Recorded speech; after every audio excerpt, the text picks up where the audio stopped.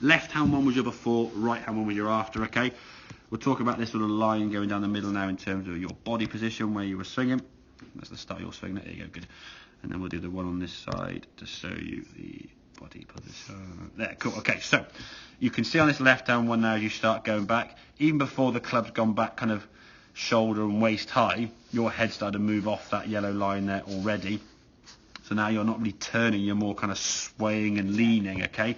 Then you get back here. Now, because you've moved this way, in effect, you're now further from the golf ball, aren't you, with your eyes? So your brain goes, oh, I'm a long way from the golf ball. I better start getting down to it, because you've had a few shots where we topped them.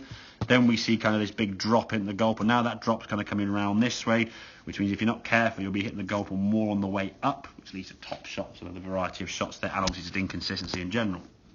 So we're trying to focus on now, there's your shoulders, there's your hips, there's your knees.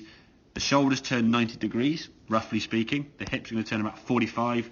The knees will be at 22.5. So basically half as you come down, okay? So if we watch the first movement here, now I'll get all these lines you can see, that'll be easy actually. Just watch your shoulder movement now. So your shoulders are starting to turn now, head staying more centered, yeah? Now your shoulders have gone 60, your hips have probably gone somewhere around 30 then, your knees are barely moved, which is good, okay? Then as you start turning even more, your right hip now starts turning. At the top of the backswing now, if we sort of put a line down to the centre of you, you're pretty much over the golf ball. Whereas we go back to this one, okay, you're behind the ball. That's not even a straight line, to be fair.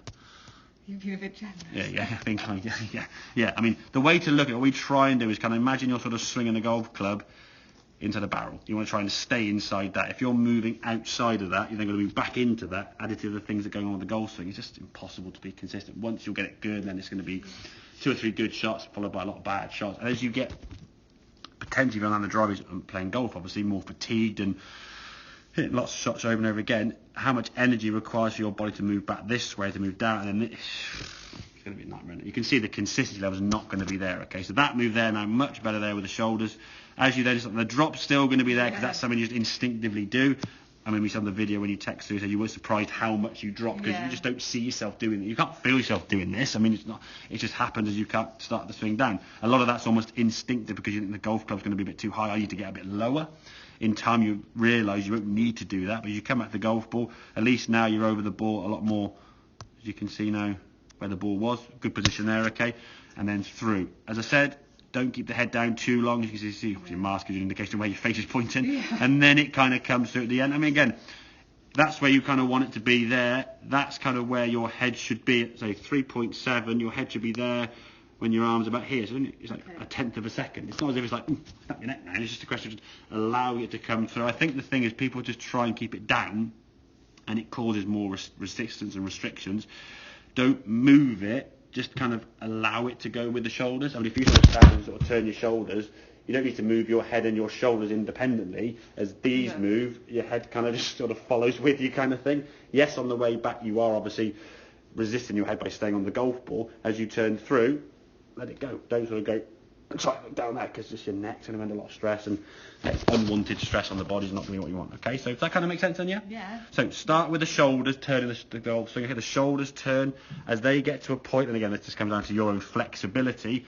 Once they start moving back, once they get to kind of maybe there, I suppose, sort of halfway back with the club, then your hip starts engaging now, and you can see now your hip's not really moving this way.